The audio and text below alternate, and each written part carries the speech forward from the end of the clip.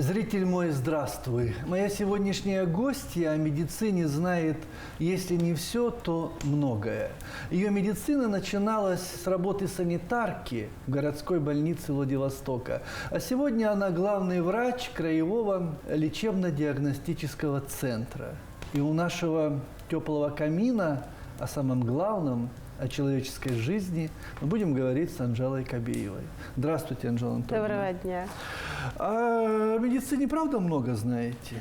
Я так что-то вам вексель дал. Наверное, это преувеличение немножко, но да, моя жизнь практически с 15 лет посвящена была этому делу, этой науке, этому ремеслу, искусству, то как к этому относится. Но я работаю действительно в медицине с 15 лет, наряду с тем, что я училась и продолжала все время работать. Вот. И, наверное, даже я думаю, что к медицине мое прикосновение было еще раньше.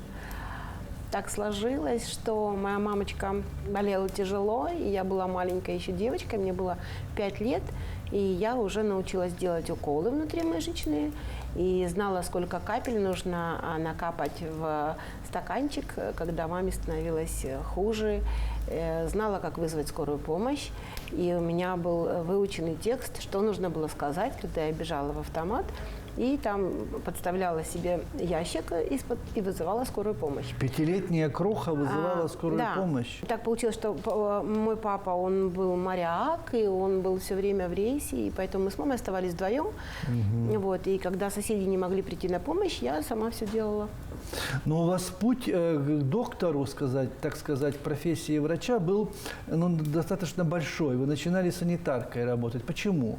Другая бы поступила сразу в медицинский институт и пошла... Я тоже поступила сразу, но не в медицинский институт, а в медицинское училище, да. Потому что я хотела стать медицинской сестрой. Это была прямо моя детская такая, задача, мечта, чтобы быстрее цель. Уже. Во-первых, быстрее хотелось стать взрослой, конечно. Самостоятельной, взрослой. Мне хотелось очень быть нужной, полезной, маленько командовать, чтобы разрешили. Анжела Асылбековна Кобиева родилась во Владивостоке, окончила Владивостокское медицинское училище по специальности медсестра, Владивостокский медицинский институт, лечебное дело и магистратуру ДВФУ, психология управления. Общий стаж работы 39 лет. Работала санитаркой, медсестрой и фельдшером в городской клинической больнице скорой медицинской помощи.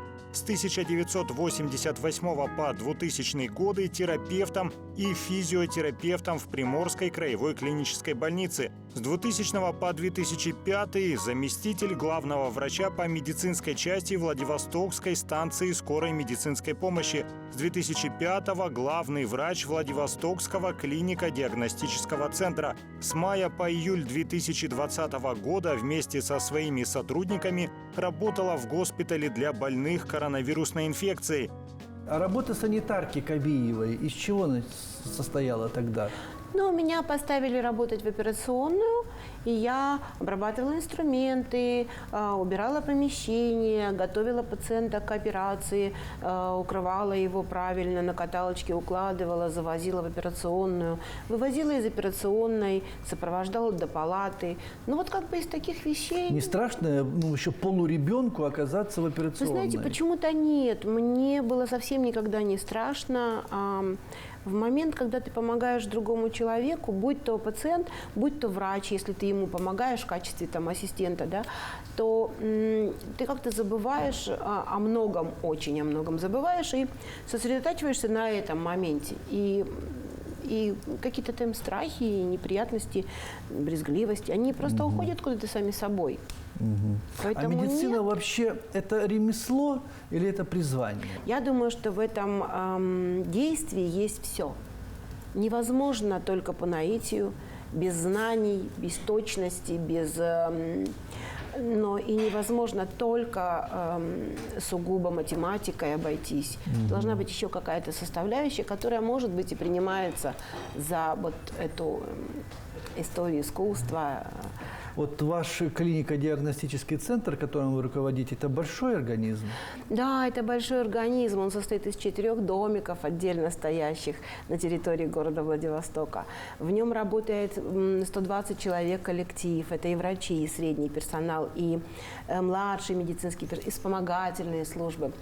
В год каждое из этих 4 отделений около 12 тысяч посещений делают. То есть вот я к чему спросил. огромный объем работы. Вы отвечаете за все 120 человек и, грубо говоря, за все эти 12 тысяч, которые приходят в год, прямо или косвенно, но отвечаете. Но это же трудно. Куда проще отвечать только за себя. Ну, я не знаю, но кто-то должен делать эту работу. Бывают минуты отчаяния, когда все хочется закрыть на ключ и уйти? Честно. Наверное, да. А почему не уходите? Ну, потому что отчаяние сменяется другим настроением. Потому что отчаяние длится ровно до той поры, пока ты не находишь какое-то новое решение. И все отчаяние уходит, и продолжается какой-то следующий этап. Вот. И отчаяние наступает чаще, чем хотелось бы. И если каждый раз в отчаянии что-то бросать, ну, так можно совсем все бросить. Сегодня на дворе пандемия мировая у нас, и пришло новое заболевание ковид. И зачастую уже в прессе, в соцсетях, везде картина пневмонии тяжелой, клиническая, развернутая, а лабораторные исследования не подтверждают, вируса ковида нету. Но с чего ради человек в августе месяце вдруг тепло, нигде не простужался, болеет такой тяжелой пневмонией? Наверное, есть этот вирус, просто мы его не видим. Чтобы подтвердить диагноз того же ковида, любого другого заболевания, мы ищем сам вирус, там делаем полимеразную цепную реакцию, мазочек берем. Мы исследуем иммунитет человека, берем кровь на иммуноферментный анализ и смотрим реакцию иммунной системы на этот вирус. И что-то нам да подскажет, что это. Потому что это тоже не замещающие друг друга анализы, а дополняющие зачастую. Поэтому потому какие клеточки в иммунитете уже среагировали, мы тоже можем делать выводы. И вот знаете, вот почему еще медицину считают за искусство? Ну потому что объяснить вот так быстро, невозможно. 2 плюс 2 невозможно. Каждый раз это огромный пласт информации, анализа, синтеза, интеграции разных разделов науки для того, чтобы разобраться с каждым случаем. Почему сегодня немножко тяжело врачам, у которых достаточно большая нагрузка, потому что чем больше нагрузка, тем меньше возможности подумать над каждым случаем.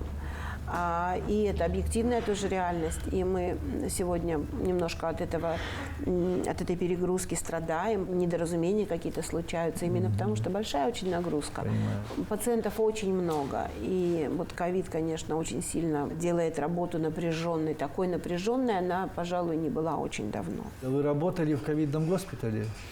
Ну, не я одна.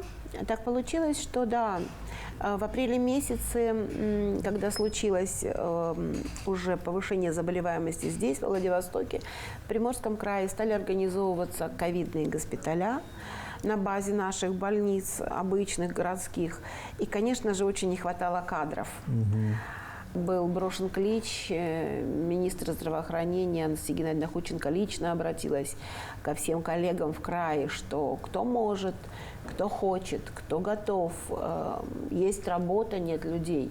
Мы с коллективом приняли такое решение, оно было непростое, потому что мы боялись, конечно. Боялись просто не по-детски. Но так как мы были не один на один, а шли командой, 14 человек, друг друга подбадривая и делая друг другу пример, вот, мы все-таки ринулись в этот бой. И я, конечно, не могла остаться в стороне, потому что когда твои люди идут на передовую, ну, в тылу оставаться очень сложно. Тренер должен быть играющим. Я тоже так считаю, я убеждена, что иначе авторитет играющий твой. тренер – это гораздо больше может иметь ресурса, имеет влияние больше. Поэтому мы с коллегами пошли врачи, пошли сестрички, пошли медицинские регистраторы, пошли люди, которые вообще не имеют медицинского образования. Они пошли работать санитарочками, они пошли работать на СИЗах, так называемый, на шлюзе. Они одевали медицинский персонал, провожая в красную зону. Они встречали из красной зоны. Мне позволили месяц проработать, а мои люди проработали кто-то 2, кто-то 3, кто-то 4 месяца. Это тяжело физически? Это очень тяжело. Это физически тяжело, это морально очень тяжело. Но когда ты туда попадаешь, очень сильно пересматриваешь вообще многие вещи. Ты смотришь, насколько все остальное не так уже имеет большое значение. Ну, у врачей есть вообще такая, знаете, многие очень шутят на эту тему. Говорят, когда я думаю, что мне тяжело, я иду в реанимацию. И мне становится легче. Выхожу и думаю, слава Богу, я вообще не имею права даже хныкать.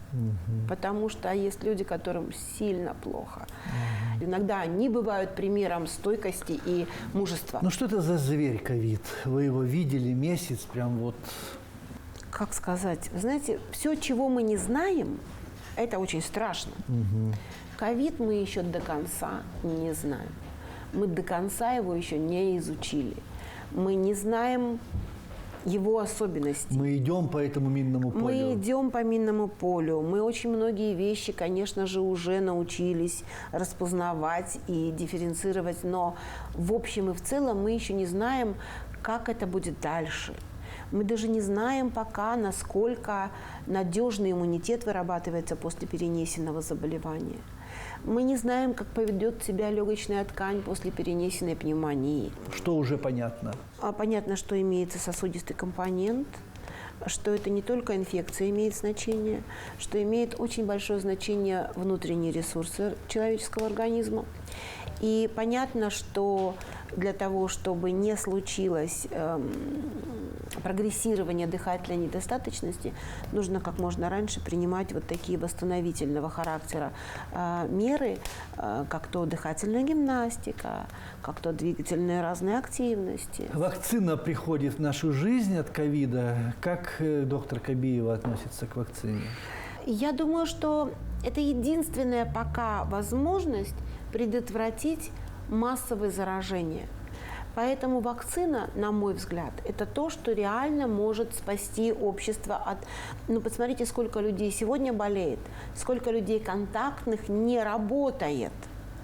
Это же очень и очень большая проблема. В целом для нашего сообщества. Жизнь другая, Жизнь она замерла, другая. она просто остановилась. А экономически, насколько это сложные ситуации. Поэтому вакцина – это то, что может реально предотвратить большое распространение этого заболевания и усиление вот этих всех пандемических масштабов.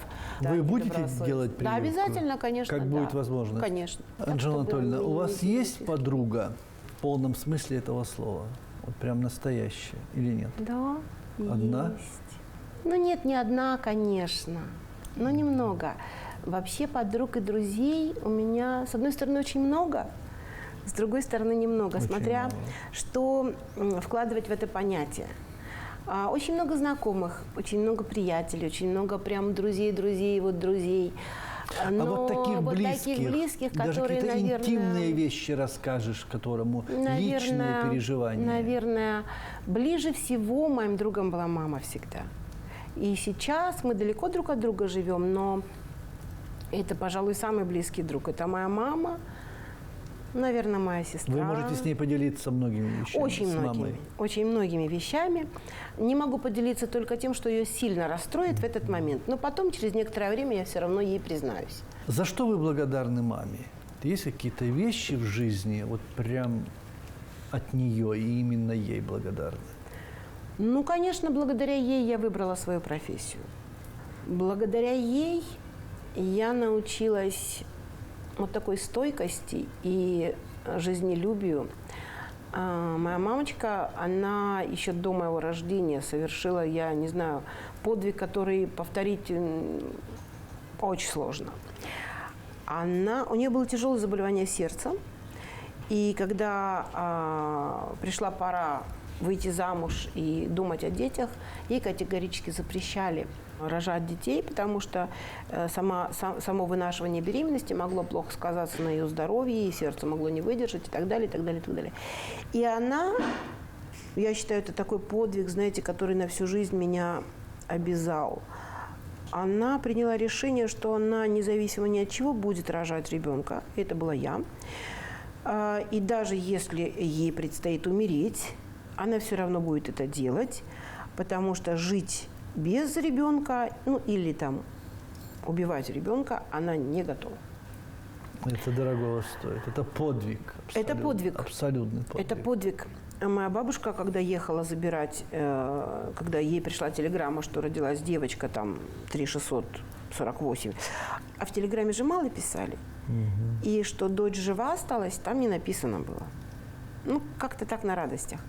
И моя бабушка ехала в поезде и везла матрасик, одеялушка, и соседям по купе плакала, и соседям по купе говорила, что я еду забирать внучку, девочка родилась, и хоронить дочку. То есть она была уверена, что дочка В этом уверены умерла. были практически все. Мама настолько всех подготовила, что будет так, и все должны с этим смириться, что, знаете, когда я вспоминаю об этом мамином поступке, я вообще понимаю, что я не имею права ни грустить, ни жаловаться на судьбу, ни хныкать, потому что мне была дарована жизнь такой ценой, что я должна оправдать эту цену, я должна ее отработать. А ваши слезы близко? Да, конечно. Правда? Да, я очень плаксивая. От чего и можете заплакать? сентиментальная. От всего, от радости, от грусти. От обиды? От обиды я злюсь. Да. Да. Я так стискиваю зубы. От бессилия. От бессилия порой очень трудно с этим смириться, и тогда, да, тогда я реву. А вы можете вот прям бронхами рыдать? Бывает ситуация? Не просто слеза, а вот прям... Да. Да. Бывают такие моменты. Легче становится потом? Ну, физически, да. Боль может выйти. Но любая боль, на мой взгляд, дана для того, чтобы что-то изменить. Поэтому стремление избавиться от боли, ну, оно так себе, в общем. Это такое первое малодушие, когда ты думаешь, Господи, хоть бы ничего не болело, хоть бы все было хорошо, хоть бы никто вообще не расстраивал меня никогда. Но потом ты понимаешь, что все это происходит зачем-то. Сегодня ты не такой, как ты был вчера, и не такой, как был год назад. И почему? Ну, потому что за это время произошло что-то. Это так Порой даже не задумываешься устроено. об этом. Вы думаете о смерти? Скажите честно. Да. Она вас страшит? Конечно, да. Но мой папочка, когда ушел из жизни, и были похороны, и один человек на прощании сказал такую фразу, она мне настолько засела, я настолько много думала над ней и как-то переваривала и приняла. А он как-то так сказал в своей речи, что есть такое поверье, что у человека, каждого человека 3 имени. По одному имени его зовут самые близкие, по другому имени его знают весь мир, а 3-го имени не знает никто, даже он сам при жизни. Но когда по этому имени его позовут, он встанет и пойдет. То есть дальше еще есть что-то этой смерти? Конечно. Вы в это верите? Да? Что Нет. последним дыханием не заканчивается? Нет. Есть прекрасная песня у Яна Максина «Не кончается книга за гранью пустого листа». Я вернусь к тебе птицей, светом, словом, лучом. Или словом, ветром, лучом. А ничто не исчезает никуда. Просто как-то меняется. Но будет эта жизнь, и эта осень, и этот камин, и это небо, а меня не будет. И обидно. Я буду где-то в другом месте, и там будет свой камин, своя ось и свое счастье. Давайте о жизни. Давайте о удовольствием. жизни. Лето или зима? Зима. Почему? Летом очень жарко. Все время хочется в море и не хочется работать. Самое сексуальное место у мужчины? Не знаю. Принимается и такой ответ. Мне кажется, все в этом мире и у мужчины, и у женщины, любая клеточка, и любое место, и любое... Все наполнено сексом. Вообще секс важен в жизни для человека? Конечно, как дыхание. Серьезно? Да. Трудно женщине принимать возраст? Ну, конечно, нелегко. Но надо найти для себя какую-то легенду и держать ее. И тогда все будет хорошо. Так легче. Да, конечно. С другой стороны, знаете, с возрастом ведь очень много, у возраста очень много преимуществ. Какие? О, Боже! Я никогда не могла бы так спокойно и свободно разговаривать с вами, если бы мне было сегодня 17 лет, и я бы была девушкой Я на бы выданье. спросила, Нет. секс в жизни важен? Я бы умерла. А сегодня говорим Сегодня я могу свободно, говорить. И сегодня взрослые мне, люди. по большому счету, не очень важно какие-то такие вещи, которые когда-то казались супер важными. И это дает свободу некоторую. И сегодня я могу и ехать в машине и петь. И сегодня я могу сказать свое мнение. И знаете, как бы есть даже такое немножко, как такой бонус такой, типа, ну я-то уже знаю как, и я буду утверждать, что я это говорю совершенно правильно. А когда ты молод, ну ты не можешь еще быть таким авторитетным, ты не можешь свою точку зрения прям как-то слишком уж навязывать, потому что ты еще сам не уверен. Ну и как-то, я не знаю, да, легче жить, когда тебе уже побольше лет. Легче. Легче. Вы ругаетесь матом? Да, бывает. А почему так? Тоже бывает, когда сил нету. Легче, сказанешь и легче? Понимают лучше иногда. Однажды моя коллега, тоже главный врач, я пришла к ней какой-то раз, значит, там, за советом, за помощью, и она в это время, у нее крышу перестилали строители, и она говорит, подожди, сейчас пойдем с тобой на крышу, я тебе покажу, чего мы там достигли, значит. И она берет такой в несколько раз сложенный листочек, на нем мелко написаны слова. Я говорю, что это такое? Она говорит, словарь. Как разговаривать? Со строителями. Да. Они, говорит, не хотят понимать мою речь. Это категорически. И она выходит тра-та-та-та-та-та. И она говорит им, потом смотрит и говорит, тынь. Они такие, да. Наш человек. Последний вопрос, Анжела Анатольевна. Чего хочется от этой единственной жизни? Жить. Хочется, чтобы было больше радостных моментов. У меня, у моих близких людей. Хочется, чтобы все, чего от меня ждут, я смогла сделать. Хочется, ну нет, вот такой прям совсем уже, чтобы было такое благоденствие, так не может быть, и этого не очень-то хочется. Иногда даже бывает, знаете, когда все прям сильно хорошо, я нахожу какую-нибудь историю и начинаю переставлять местами мебель. Как-то покой мне не нравится. Вот Покой нам только успокоенность – это как-то не моя история. Есть такая притча, когда один какой-то там шах-падишах попросил удивить его гостей необычным блюдом, и вот там повара начали, значит, всякие придумывать, и один принес какой-то торт, значит, там, о, нет, такой торт был на предыдущей вечеринке, значит, голова долой, а другой принес еще что-то, это нет, тоже это блюдо уже все видели, тоже голова долой, и вдруг кто-то приносит огромное блюдо с вареными раками. И несет сквозь, значит, строй придворных, там, не знаю, каких-то там людей, этот, и все шепчутся между собой, о боже, ну вообще придумал, ну все, третья голова с плеч. И вдруг эта куча вареных раков, лежащая на блюде, начинает шевелиться. И шах-падишах там говорит, повелитель говорит, о боже, что это за чудо такое? Оказывается, на самое дно этого блюда положили живого рака. Где-то примерно это про меня.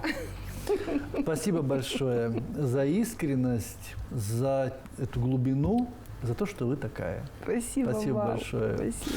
Сегодня у нашего теплого камина мы говорили о самом главном, о единственной человеческой жизни с Анжелой Кабиевой. Всем добра и здоровья, берегите себя и живите, пожалуйста, долго. До свидания.